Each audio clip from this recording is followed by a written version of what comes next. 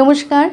আজকে আমি একটি অত্যন্ত গুরুত্বপূর্ণ হোমিওপ্যাথিক মেডিসিন সম্পর্কে আলোচনা করব, যে মেডিসিনটা ঘুমের সমস্যা বা অনিদ্রা বা ইনসমনিয়া এই সমস্যাটার সমাধান করতে পারে।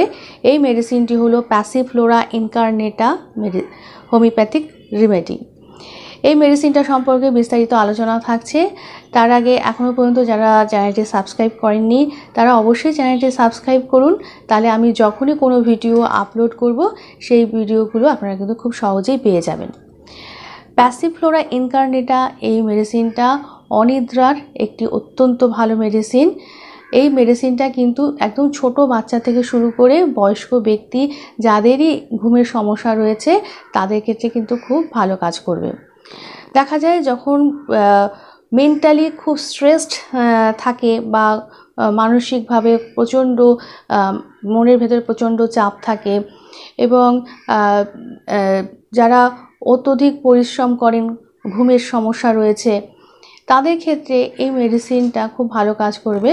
এই ক্ষেত্রে ঘুমোতে যাওয়ার অন্তত হাফ ঘন্টা আগে 15 থেকে 30 ফোঁটা প্যাসিফ্লোরা ইনকার্নেটা মাদার টিংচার এটা হাফ কাপ জলে ভালো করে মিশিয়ে এটা কিছুদিন খেতে হবে, তাহলে এই ঘুমের সমস্যাটা কিন্তু ভালো হয়ে যাবে। এই মেডিসিনটা যে যে লক্ষণ বা সিমটমস থাকলে আমরা ব্যবহার করতে পারবো সেগুলো এখন আমি আলোচনা করছি।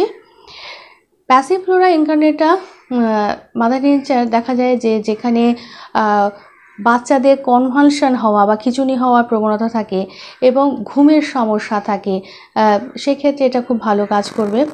আবার দেখা যায় যখন রাতের বেলা হলে প্রচণ্ড কাশি এবং ঘুম হয় না, সেক্ষেত্রেও এটা খুব ভালো কাজ করবে। প্যাসিফ্লোরা ইনকার্নেটা এটা একটা ভেষজ উদ্ভিদ থেকে এই মেডিসিনটা তৈরি হয় এবং এটা একটি অ্যান্টিস্প্যাজমোটিক রেমেডি এবং এটা নার্ভাস সিস্টেমের উপরে কাজ করে। এটা যেখানে হুপিং কফ হয়, হুপিং কফের ক্ষেত্রেও কিন্তু খুব ভালো কাজ করবে এবং সেই সঙ্গে অনিদ্রা থাকবে, সেক্ষেত্রে ভালো কাজ করবে। এবং এটা ডেলিরিয়াম ট্রিমান্স অর্থাৎ যেখানে অ্যালকোহল উইথড্রল এফেক্ট হতে দেখা যায় এবং এর ফলে যখন দেখা যায় যে হাত পা কাঁপা, মাথা যন্ত্রণা করা, অকারণে রেগে যাওয়া এবং পরিবেশের সঙ্গে অ্যাডজাস্ট করতে না পারা, বমি বমি ভাব হওয়া, এই রকম যে বিভিন্ন লক্ষণগুলো অ্যালকোহল উইথড্রল হওয়ার ফলে যেগুলো হয়, সেক্ষেত্রেও এটা খুব ভালো কাজ করবে। প্যাসিফ্লোরা ইনকার্নেটা মাদার টিংচার এটা নিউরালজিয়ার উপরেও খুব ভালো কাজ করে, অর্থাৎ নার্ভের ইরিটেশন হওয়ার কারণে বা নার্ভ কোনো কারণে যদি ড্যামেজ হয় এবং তার ফলে যে পেইন হয় বা ব্যথা হয়, সেক্ষেত্রেও কিন্তু এটা খুব ভালো কাজ করবে।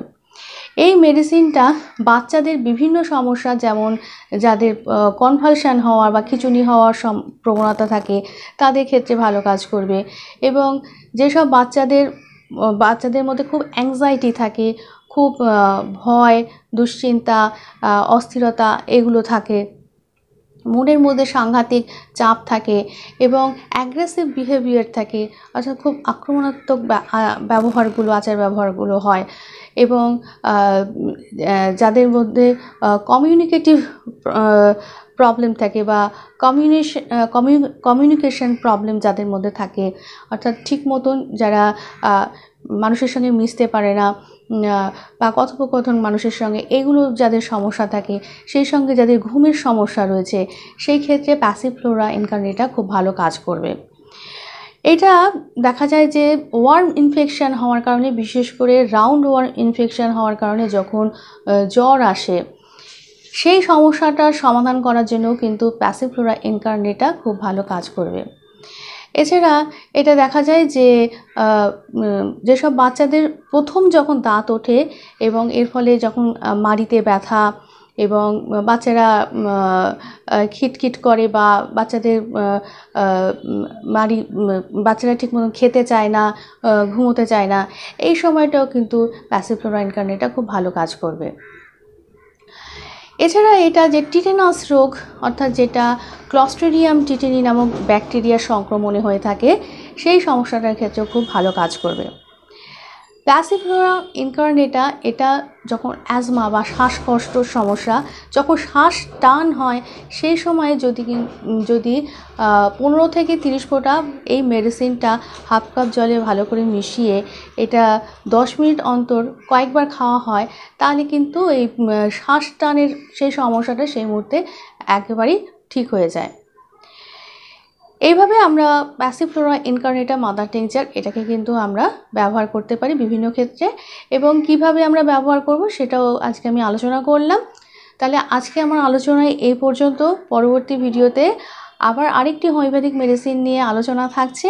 এছাড়া আপনাদের যদি এই ধরনের কোনো সমস্যা থাকে, সেই সমস্যা আমাকে আমার হোয়াটসঅ্যাপ নাম্বারেও কিন্তু আপনারা জানিয়ে আমার থেকে চিকিৎসা নিতে পারেন।